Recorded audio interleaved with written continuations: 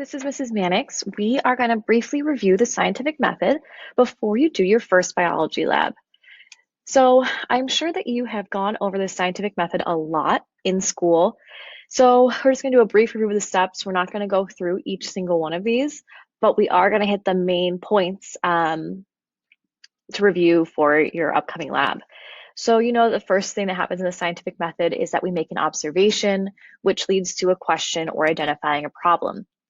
Once we have that question or have identified a problem, we're going to search for existing answers or solutions through research, which will lead us to form our hypothesis. Once we have our hypothesis and we've planned our experiment, we can go ahead and experiment, which is going to allow us to test our hypothesis. So we can either accept our hypothesis or reject it, which will lead us to drawing conclusions, and then we will report our results. Or we can add one more step, which is repeat. See if we get those same results again, if we accept or reject our hypothesis another time, just to validate our data a little more. So let's talk about our hypothesis. And a hypothesis is an educated prediction to answer a question. It should be testable and quantifiable. Quantifiable means we're able to measure it. We're putting some type of value on it. It also must include your independent and dependent variables. Oh, you forgot what those were? Don't worry. Your independent variable is the factor that you are testing or the cause. So this is the thing that you're going to change in the experiment. Where the dependent variable is the measured result or the effect. So this is what you're measuring. IV is what you change and DV is what you measure. So you can write your hypothesis in one of two ways. A lot of you have done the if-then statement in the past. If I run around the track 4 times, then my heart rate will increase. But you don't always have to use an if-then statement. You can also write it in the cause and effect form. Running around the track 4 times will cause my heart rate to increase. Both are still including your independent variable, what you change, and your dependent variable, what you measure. So now that we have formed our hypothesis, we're ready to experiment. But before we can start experimenting, we have to make sure our experiment includes some key points. The first being the experimental group. This is a group that's being tested or the group that's receiving the treatment of the independent variable. You are also going to need a control group, which is the comparison group. So this is a group that does not receive the treatment of the independent variable. This is the one that we're leaving the same, so we can see if our independent variable is having an effect on our groups. And then you're also going to need control or constant variables. So these are factors or things that are going to stay the same or constant throughout your entire experiment. Because with a valid experiment, we only want one independent variable. We only want one factor changing. So these control and constant variables allow us to make sure that our independent variable is what's causing that effect that we're seeing in our experiment. So let's kind of practice. So let's say there's a farmer and he wants to know which type of fertilizer is best to use on his crops.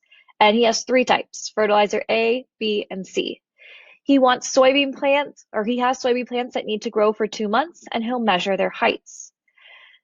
So what I want you to do is on your own sheet of paper, I want you to see if you can identify the independent variable, the dependent variable, the experimental group, control group, and constant or control variables in this practice prompt.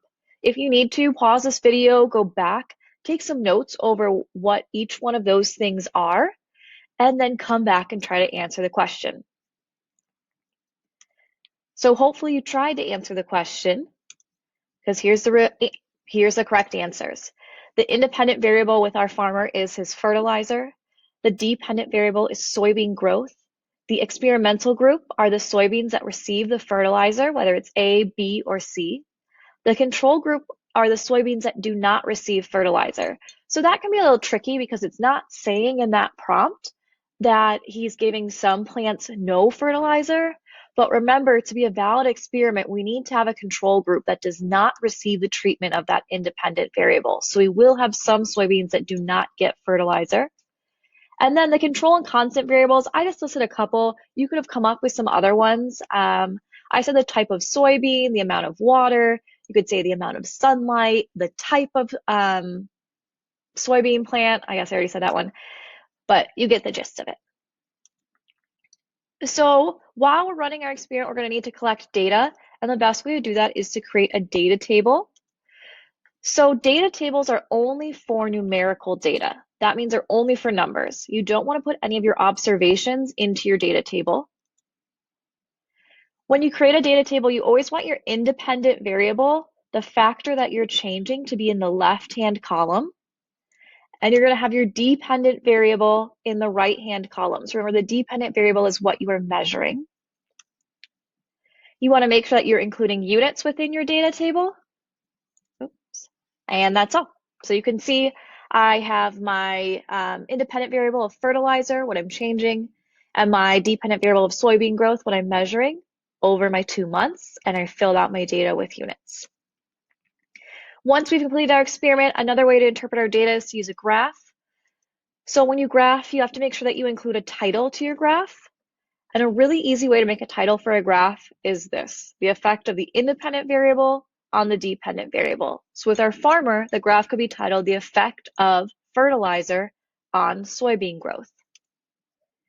You always want to put the independent variable on the x-axis and the dependent variable on the y.